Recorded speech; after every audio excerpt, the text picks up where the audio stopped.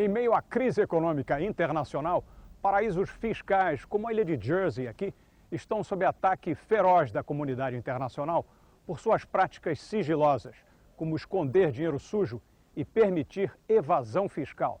Representantes dos países ricos reunidos em Paris dão o primeiro passo para acabar com a festa desses refúgios fiscais, que até agora viverão praticamente em paz com o sistema financeiro internacional. O Sem Fronteiras quer saber qual é a participação dos paraísos fiscais na crise internacional e como seria possível contê-los.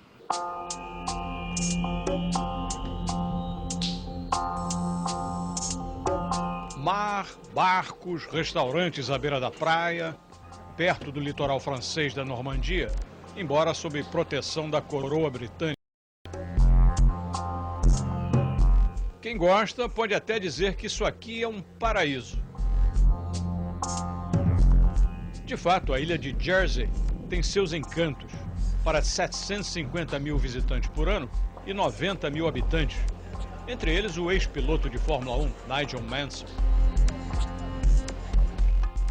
Com 100 quilômetros quadrados de tamanho, é menor que a Zona Sul carioca, porém bem mais rica. A atração maior desta ilha não é natureza, e sim dinheiro. Não o que se gasta aqui, mas o que se refugia na ilha, em contas bancárias ou em operações financeiras internacionais estruturadas aqui. O paraíso de Jersey é fiscal. O dinheiro visita, rende e não paga aluguel. O imposto é baixo ou inexistente. Os recursos entram num dos 50 bancos, muitos deles filiais de instituições europeias ou americanas, e se instalam discretamente. Há 400 bilhões de dólares em depósito aqui e 266 bilhões investidos em fundos. As autoridades de Jersey só dão informações a países com quem assinaram um acordo neste sentido. O Brasil não é um deles. Detalhes sobre uma conta aqui do ex-governador Paulo Maluf, por exemplo, não foram passadas ao Brasil, e sim a autoridades de Nova York, que o indiciaram por transferir milhões de dólares suspeitos a Jersey via bancos americanos. Maluf e seus advogados até hoje negam. Notas e moedas não precisam chegar aos bancos de Jersey fisicamente, no bolso de alguém, ou escondido na cueca, como se fosse um portador de mensalão. Entram via computador, remessas eletrônicas vindas de algum outro banco no mundo, discretamente. Os habitantes de Jersey não gostam da má fama da ilha como paraíso fiscal. Rejeitam até o termo. Tax haven, we don't like the word. It's tax avoidance is, of course, again a word which is legit. Tax evasion is the illegal one, so we don't go into that. But tax avoidance, well, obviously, people live here because it's a low tax area. We don't like the word tax haven. Haven sounds like you don't pay it. We pay it. We are not, as they're saying, people do not put their money in Jersey to hide it. That's not possible any longer. And people who do invest here do it legitimately. And it is a tax haven. We do have people who are able to buy that are very expensive that the local couldn't afford. But then we have their tax, so it's helpful to us indeed. Se o povo na rua não gosta do termo paraíso fiscal, muito menos o porta-voz das instituições financeiras de Jersey, Jeff Cook, que prefere caracterizar a ilha apenas como um local que facilita operações financeiras internacionais, oferece um clima de negócios favorável, usa gente qualificada e cobra impostos baixos.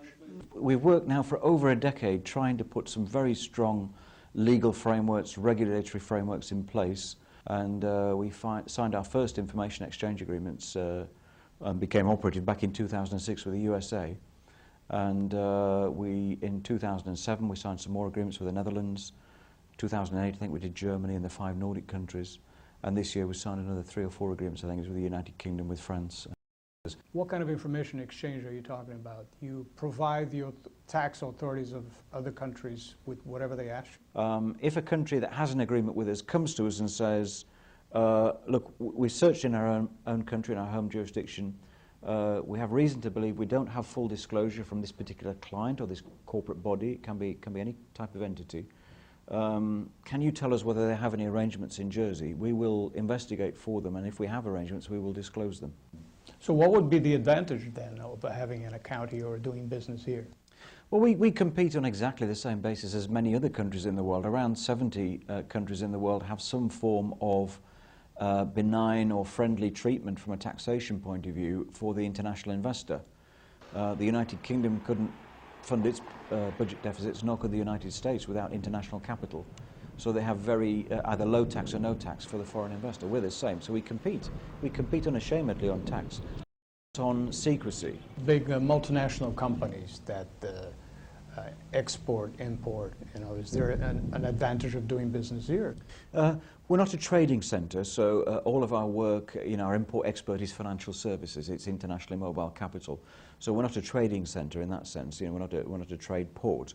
But there are advantages to international companies. If they operate cross-border, multinationally in many different jurisdictions, what will happen is they will have trading companies in certain countries. They'll discharge their tax obligations on their profits in those countries. But then they might remit some of that profit to a centre like Jersey. We're kind of like a way station. We kind of hold that profit, and then they might deploy it out to another part of their international empire. And then it will be deployed as capital in that particular business. It'll generate economic activity, and it'll be taxed there as well. So what we achieve is tax neutrality. We don't apply any additional taxation over and above that which will be suffered in the country where the economic activity takes place. But we're a transiting point or a storehouse for wealth, and whilst it's here, we don't apply any additional taxation to it. So we're very much oil the wheels of internationally mobile capital. How about securitization? Is that still going on? Because that was a major activity of centers like Jersey. It's slowed up markedly, and in fact it's almost stopped already. Not because I think there's anything wrong with it in the sense of the model. It was the way the model was deployed, I think, that ran into difficulty. O fato é que Jersey é dos 84 centros financeiros do mundo monitorados pela OCDE, em Paris, como paraísos fiscais. Vão desde ilhotas no Pacífico, como Samoa, a outras no Caribe, como Caimã, e países como Panamá, Luxemburgo. A Suíça talvez seja o paraíso fiscal mais conhecido. É assim desde os anos 30, quando os bancos deste país neutro aceitaram esconder o patrimônio que judeus depositaram em Zurique ou Genebra. Só que a Segunda Guerra acabou, os nazistas se foram, mas os banqueiros suíços descobriram que o sigilo bancário atraía fundos do mundo inteiro. De milionários legítimos em fuga de impostos altos, a ditadores recheados de fortunas roubadas de populações pobres, do filipino Ferdinand Marcos ao nigeriano Sani Abacha. Tentativas de acabar de vez com paraísos fiscais se arrastam há vários anos, sem sucesso. Alguns centros, como aqui, Jersey, se adaptam e hoje fornecem muito mais informações do que no passado. Outros ainda resistem bravamente. Richard Murphy é contador britânico, membro atuante da organização não governamental Rede Fiscal de Justiça, que combate há anos a atuação de paraísos fiscais.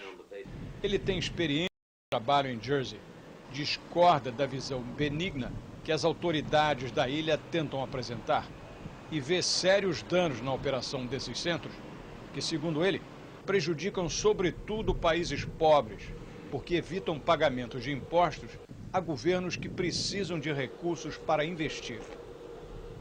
These places are more like hell because they are creating complete distortions in our world economy. The whole purpose of the tax havens is to destroy free access to information, to give mobile capital in large companies or for wealthy people privileges that small, independent, local companies and people don't have. So it's about shifting the balance in favor of the rich away from the local and the poor. Brazil at the moment has its foreign trade, imports and export adding up to about $250 billion a year, buying and selling. Say that more than half of that ends up as you described, through this procedure in tax havens? We know, because the OECD, who have the best statistics in the world, have told us that 60% of world trade is undertaken on an intra-group basis, inside companies rather than between companies. It's likely, as a result, that half at least of the money moving in and out of Brazil is subject to transfer pricing arrangements, all of which could be subject to some degree of scrutiny, all of which are open to abuse if the company wants to. It's a choice by the company. But if the company wants to abuse, the opportunity is there. And we've seen from some recent challenges in Brazil that some people are saying this does happen. In Brazil, the issue is with the Caribbean. There is undoubtedly a flow of funds from Brazil to the Caribbean tax havens where money is moving out of Brazil into other locations. Or money is moving out of Brazil into the Caribbean and coming straight back again, disguised as being something else. This is another aspect of the whole thing. It's called capital flight then. But there's also the money that goes out to the Caribbean or other tax havens and it ends up in rich countries. Well, I am quite convinced that this has been a deliberate economic policy by the USA and the UK to support the existence of tax havens because they want the money to come out of the poorer countries of the world to maintain their economies. Let's be honest, the US has got a phenomenal balance of payments deficit. The UK has run a persistent balance of payments deficit since 1996. We're always in the red. How can we support our economies? By other people giving us their money. So the money goes out of an operation, goes offshore, and obviously it doesn't stay there, just sitting there. It has to be invested somewhere, and it's not invested back in the poor country where it originated. It's invested in the rich country. There's two things that happen. If we're talking about the multinational corporations, the money does not normally go back into the local economy. The only reason why it would leave and go back is if there were incentives given under the local tax code to encourage new investment from outside the country. And we know that's common. That's why there are so many Latin American banks in the Caribbean. They are assisting the process, I'm sure, of round-tripping. The money goes to there, comes back in, and gets investment incentives on its return. Inside the multinational corporations, the money goes out to the Caribbean. Let's be clear what happens in a tax haven. Nothing happens in a tax haven. To what extent do you think this system that you described with all its faults has played a role in the current international financial crisis we're going through that is leading to banks failing, recession and all that? How do you relate the two? They are completely and utterly interlinked with each other. We have the whole problem of the subprime crisis, the whole problem of off-balance sheet finance, the whole problem of what is called special investment vehicles, SIVs and SPVs, special purpose vehicles and so on. All of these are fundamentally secretive ways of moving money around. Off-balance sheet finance sounds remarkably like offshore finance, and they are both heavily related. Most of these off-balance sheet vehicles are located in tax havens. Do you think there is a realistic chance of approving these measures that will require more transparency from these companies and therefore more accountability? Yes, is my straightforward answer. I guess I wouldn't be doing what I do if I didn't believe that. O presidente Nicolas Sarkozy é dos chefes de Estado mais engajados na luta contra os paraísos fiscais. A França está cercada por estes refúgios. Suíça, Luxemburgo, Bélgica, Mônaco, Andorra, vizinhos incômodos que atraem cada vez mais cidadãos e empresas que querem fugir dos altos impostos cobrados aqui. E nesta época de aumento dos gastos públicos com pacotes anticrise multibilionários, o dinheiro que o governo deixa de arrecadar está fazendo muita falta. De sua sede aqui em Paris, a OCDE monitora paraísos fiscais há 13 anos. Durante todo esse tempo, a instituição econômica sustentada pelos países ricos e alguns emergentes como a China vinha alertando para os perigos do sigilo bancário. Os ataques terroristas de 11 de setembro de 2001 nos Estados Unidos e os que se seguiram em Londres, Bali e outras partes do mundo acordaram as autoridades para a urgência de investigar o financiamento dessas operações. Desde então, a pressão vem aumentando. Mas foi preciso uma crise financeira de proporções planetárias para que a comunidade internacional desse ouvidos à organização. A pedido do G20, ela classificou 84 desses abrigos de contas secretas de acordo com a predisposição de cada um deles em colaborar com mais transparência. Na lista branca entraram os melhores alunos, aqueles que assinaram tratados com pelo menos 12 países membros do grupo, se comprometendo a trocar informações. Nesta categoria está, por exemplo, a ilha de Jersey. Já os estados que se mostraram dispostos a cooperar, mas que ainda não firmaram os acordos bilaterais exigidos, foram parar na margem cinza, caso dos suíços, dos belgas e de vários outros estados europeus. Entre os piores da classe, Uruguai, Costa Rica, Filipinas e Malásia, que inicialmente se recusaram a transmitir qualquer dado de seus correntistas. Pressionados e humilhados, eles acabaram prometendo se enquadrar. Com isso, a lista negra ficou vazia. Uma boa notícia anunciada com entusiasmo pelo secretário-geral da OCDE, Angel Gurría. J'espère, madame, et avec la décision des pays de dire on ne peut pas plus tolérer la situation de manque de transparence, etc., que eux-mêmes aussi vão bouger. Mas Gurría reconheceu que o grande desafio agora é botar em prática as novas regras. Ele explicou que cabe a cada estado criar suas leis para facilitar a quebra do até então sagrado sigilo bancário. As medidas podem ir desde pequenas alterações na legislação até grandes reformas que poderão ser votadas em referendo popular. How the tax havens contributed to this crisis you're seeing today? Well, you just have to look at the fact that one main feature of the crisis is that governments need revenue. When you look at some of the estimates that have been put out in terms of the government deficits, every dollar is needed at the moment, and you cannot have tax havens draining revenues away. Second thing is that when you look at some of the activities of hedge funds or private equity funds, you find many of these are in tax havens, 70% of hedge funds in the Cayman Islands. So clearly, I'm not saying that tax havens were a cause of the problem, but they have to be part of the solution. How is the pressure can be done there? We don't like to talk about pressure, it's encouragement. And the greatest encouragement is to make sure that you have a clean reputation if you're a financial center. When you look at the sanctions, and I prefer talking about defensive measures because these are measures that countries take to defend their tax bases. There's nothing new here. And what can be done to the companies that are investing, putting their money in those jurisdictions?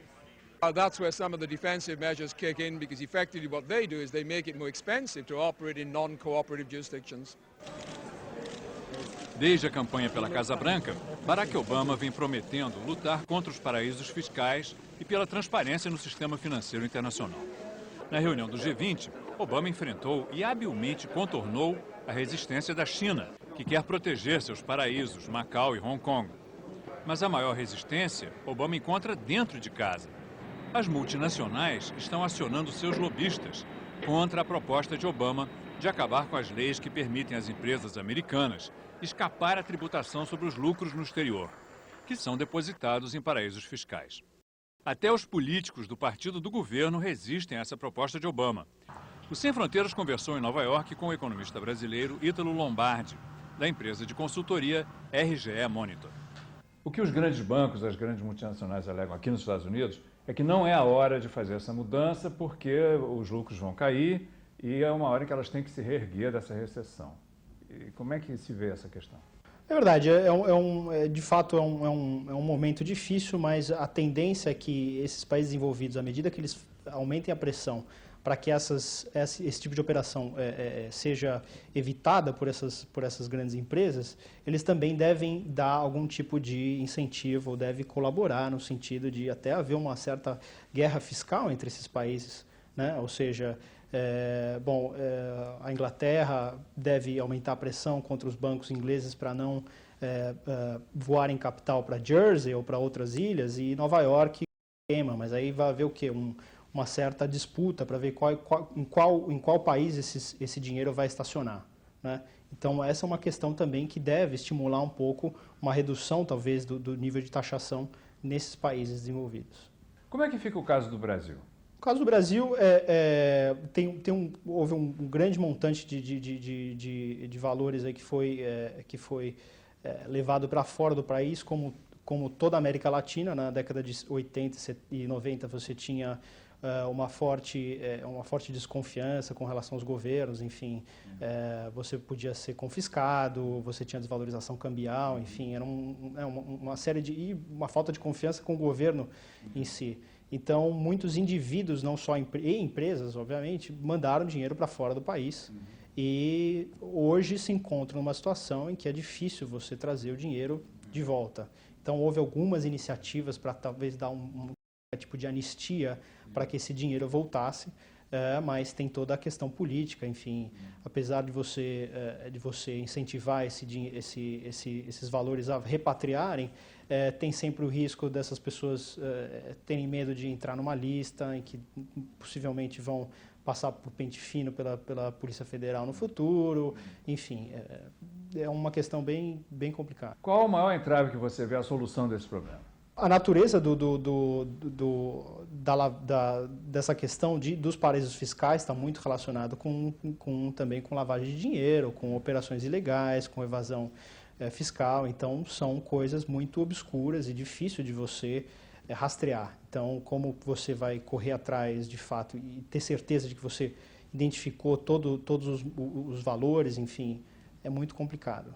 Porque se a solução é pedir colaboração, você vai pedir colaboração a quem está escondendo dinheiro ilegal? Pois é. Caiu a ficha para os países ricos. A era dos paraísos fiscais tem que acabar. O que era basicamente um problema para os países pobres, agora virou prioridade na solução da crise mundial. Por enquanto, pouco há de concreto. E esperar boa vontade para abrir informações exatamente de quem vive do sigilo, ou é ingenuidade, ou falta de vontade de atacar para vencer.